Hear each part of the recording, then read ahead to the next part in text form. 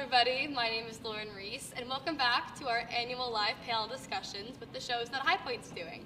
Today we have the cast, the seniors actually, this panel is full of seniors, and our director, Mr. Cardi, of the cast of Something Rotten. Everybody can go around, say their role in the show, and yeah, we're all seniors here actually. I'm used to having underclassmen, so it's nice to have all seniors here. Okay, I'll go first. My name's Trevor Ranzan, and I play Nostradamus. My name is Amelia Race, and I play B Bottom.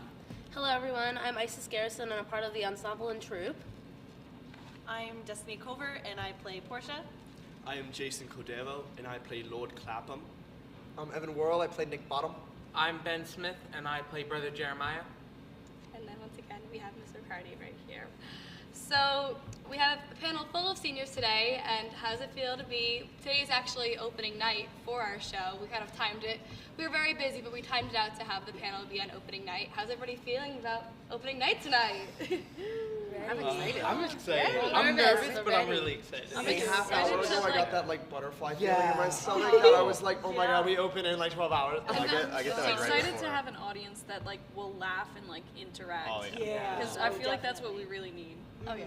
I love that we have an audience of a show that most people don't know. And as much as you love doing classic shows, I think that they're going to learn a fun story with some great music and great dancing. And really, it's going to be fun to introduce this musical to our community. Yes, I agree. Speaking of learning, introducing, that's a great segue. Who would like to talk a little bit about the plot of the show? And keep it brief. We don't want to keep too many spoilers away. So, anybody want to take that on? I can do that. You got it. Okay, so Something Rotten is set in 1595, right? Yeah. Yep, you Okay. got Good. it. And it follows the Bottom brothers, Nick and Nigel, and they're trying to write a hit play. So it kind of follows their journey, and we meet a lot of other characters like Nostradamus, and it's very funny. It's a lot of trials and tribulations as to figuring out what this hit is going to be. Like Ben said, it takes place in the 1500s, so that takes place in the Renaissance era of London. And during the Renaissance, it was a whole bunch of new writers, music, creations, inventions, and one of the most prevalent images in the Renaissance was William Shakespeare. He's an image. I'm going to call him that as it is because he's very true. William Shakespeare is the big hit rock star of the show, and Nick and Nigel are kind of trying to compete with him in order to write the best play, and Nick and Nigel really want to be as good as him, even more. Nick has a little bit of frustration, which you hear about in a song about why he hates Shakespeare, but I won't spoil anything else away. Many of the shows have very big dance numbers, as we mentioned earlier. I don't think any show can really compare to the scale of the dance numbers in this show. I mean, I'm not going to give anything away, but we have some pretty awesome light setups. The pit is amazing. We have amazing backdrops and props. It's kind of new for High Point. Not to say new, but it's relatively new to do a tap show within High Point because it's been a few years, been about 5 or 6 years since we've done a tap show, I think I'm right. Yep. For new and experienced dancers, how has it been learning the tap, learning the Broadway-esque dancing that all of these numbers holds, and yeah. Yeah. Coming as an experienced dancer, this was definitely a challenging show for me as well. And my favorite thing about this show is getting to watch my cast members who have never even danced before or have very little dance experience or had never even, moved their feet the way that this show requires. Watching them getting to learn how to do that for the first time. And with the help of Miss Lisa, it's really been an honor to watch. Yeah, I think because me and Evan, we never tapped before. So I think this was a big learning curve in the dance process, learning how to tap, getting the rhythm down and the beats. I think we think we learned pretty well and fast because thanks to Miss Lisa. So We got lucky that we very lucky with our choreographer, Miss Lisa, and the time that she puts into it and the time that we put into it as well. I think everybody kind of put the same amount of effort into learning these dances and getting it into their feet, and repetition is key to learning all of these things because it pays off in the end. It's very impressive what Miss Lisa comes up with. You two had some pretty intricate tap stuff, I will say, so Yeah. that repetition is important. Yeah. And what's nice is that this show, it's not just tap. That's just one element Yeah. of it, you know, and that needed to be there. It was required to be there, so that was a challenge. But there's so much Broadway, true Broadway jazz, all over this show, which is part of what makes the show fun to work on and impressive. So seeing both of that happen and done well is very exciting. There's many references in the show to previously existing plays of Yes. Shakespeare, Beautiful. as well as musicals that you probably all know and love. I think just the high energy and the high intensity of this show, even though it's always so much hard work, just seeing it in rehearsal pay off when the dance finally comes together, when you have the rhythms, when that all comes together, I think that's pretty exciting, even as an experienced dancer. So it's great. It's kind of going along the lines of the production and how it's been the past few weeks. What has been everybody's favorite moment in the rehearsal process? Either like a specific memory or a song or choreography that really stood out to them. I think that these moments now are probably some of my favorites. Like the 6:30 week and the tech week are one of my favorite moments because when the pit is there, the energy in the room changes in a sense. Like there is an energy there that it builds and it keeps building from the moment last Monday started to the moment now when we open the doors at 6:30 tonight. The energy is gonna be buzzing. Yeah. And I think I love that energy. That energy is something that feeds us as actors, and it's a beautiful thing. I agree. And even just like now, as of more recent, now that we know everything and we like know our lines and our blocking and where we're supposed to be, just being able to kind of, Mr. Cardi said it the other day, like just let go and fly. Now that you like know everything and you know your character and you can just kind of like let go and find fun things to do and just kind of become that character. I'm going to go in the opposite direction a little bit and say, as much as I appreciate what both of you said, and I love those moments too, I'm going to go back to the script read when we read the script as a cast for the first time. Because we laughed and laughed and laughed, and right there, the spontaneity and the potential of how funny, first of all, that this show could be and is. Just that electricity in the room when we were reading it, and then we were presented that challenge at the end of the read through. Okay, in addition to all that dancing, all that music, we've got to tell this story, and we have to tell it in a certain way that's going to resonate to all of our audiences. But I loved the laughter that we experienced, and that was weeks ago, and it was fun to now, as you said, now combine it all and put it together and make all three of those things work successfully. But I will never forget the laughter in the room. I will never forget the laughter when we were reading the script. That's so sweet. Yeah, definitely. You're mentioning telling a story, and this show, you said it very well a couple days ago for the audience. It's contemporary. It takes place in the 1500s, but the writers of the show made it very modern, and that it wasn't like hard to read or hard to understand. And there's so many bits of comedy in it that make it so fun, but also so raw and recent since it was written in 2015. That brings me to my next question of how, if so, has it been different going about rehearsing for a show that was created not even a decade ago compared to last year with Clue, for example, in the 80s, as well as Footloose in the 80s? Like a previously existing kind of one. Well, Alex also, with this show, it is so new, but it's just very present. I was like into musicals when it came out, and I was aware of it when it came out. So like thinking about it as it's still like new in my head, and it always will be.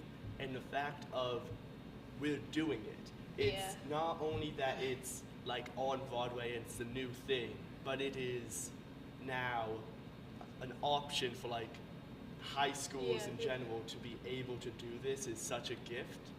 It's rare to find that. Yeah. And the fact of, I don't know, I would say it's like sort of a dream because I love this so much. And it's just incredible to have this opportunity to not only do a new show, but to do this new show, a show that feels like it's ours. Right, and you know, some contemporary shows are very hard to translate to the high school stage. it could be for technical reasons, it could be for a variety of reasons, and I love that very quickly the authors wanted to get this script in the hands of high school students. And I think the way they designed the show made it challenging yet attainable for not only professional theaters but for high school students to really sink their teeth and do something that is meaningful to them. It's contemporary. As Lauren mentioned, it is very relatable to our present audience, despite the fact that it takes place in 1595. And so, yes, we are. So many schools are doing it and sinking their teeth into it right now, and we just happen to be one of the lucky ones that is also getting to do it. So I agree, Jason. Without giving him too much away, I also wanted to add one more little thing. I know I talked about like the setting and how it takes place during the Renaissance, but one of the most exciting things I think for me is the costumes within this show. I think that, I mean, I've only been in this for 4 years, but I don't know what you could say, how these costumes are some of the best we've had. Oh, yes. And the lighting that makes them look like, they just like dazzle, they sparkle away. I know for the girls, we have some pretty big dresses as they had back in the 1500s. The guys always have the layers of pants upon pants and boots and straps and all that kind of stuff. How has it been adapting to those costumes and the mindset, I guess, of the style of the Renaissance era? Well, they're heavier. Yeah. We know that they are heavier. Oh yeah. How's it dancing in them? It's work, for How sure. about Sunday when you first put them on Oh my versus goodness. now? Like, how does it feel? Like, do I they feel as stepped heavy? on like, it what? a What? lot. How does it feel now? Do you feel Destiny, like? No, seriously. Destiny, what were you saying? I like stepped on it a lot when I would walk because of how big it was. Took some adapting for sure. I It's think a definite getting your costume footing has change, been for sure. Oh yeah. Definitely not as easy to move around in. Like, I remember doing right hand man and then tripping and almost just eating it on the stage multiple times. Even like on the third time practicing with costumes, it's hard to get used to, but Yeah. they're so worth it. In They're so Footloose, we were pretty. like in shorts and jeans Oh, we and were a in t-shirt. That's one of the things I was like, oh, bring the up. jeans are difficult. Now I wear a look cod at piece. It's a total drastic change. No, that change is cool though. Like that also shows like versatility and adapting to the circumstances that Tech Week and costumes and that the show brings you. But they are gorgeous. They're absolutely stunning. And I find myself like walking different when I have it Yes. on. You hold yourself differently. You do hold yourself It differently. completes the character. It completes the look of what we're does. doing. And you know, it's definitely. I mean, from a directing standpoint, I mean, and a producing standpoint, it was a definite discussion early on that we would be renting. We knew even before we completed the cast list and auditions were done that we would be renting for this show, because you have to. There is a look to the Renaissance period, and there's some beautiful costumes out there to be rented, and it was truly an investment. We knew going into it that we were going to be able to rent for the entire cast, and it definitely paid off. I can't wait because they look fabulous. Yes, they do. Mr. Cardi also mentioned it being a contemporary kind of show, and I want to go back to a little bit to the music, because the music again isn't like some orchestral arrangement of Renaissance sounds. It's got some rock, it's got some like pop hits, like it's kind of sorry. Oh, like one of the songs, We See the Light, very like disco. Disco, gospel, Gospel. like I'm thinking like ABBA in that song. If I'm yeah. being honest. How has it been like learning the music and kind of doing the choreography with it compared to like, I don't know, it's a different vibe. We keep saying that, but how has that been as actors and dancers? I feel like for me, I keep watching the orchestra. Like, they're doing so much, and all the different instruments they use is crazy. There's a big for all the orchestra, different too. songs, and like the versatility with how many songs there are, and like the difference between them is really cool. This score, it's a beautiful, beautiful score, and it is so much fun learning these songs. Yeah. The challenge with these songs is all of them are so wordy. They're so That's a really good point. and there's so much plot within these songs. Like they're very wordy and plot heavy songs. Right. So it's that's what makes them so challenging, is that wordy and plot heavy. Like, you get a lot out of each and every song. So I think that's a challenge that all of us had to face, is that we had to go into these knowing that these songs are very essential to telling this story Yes. the right way. Yes. So I think that's a big challenge for us.